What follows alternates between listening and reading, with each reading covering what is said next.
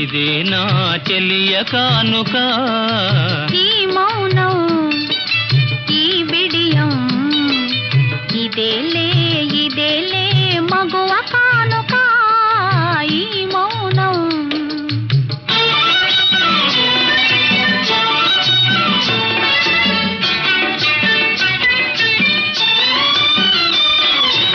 ఇన్ని నాళ్ళ మనవలపులు వికసించుట ఇందుకా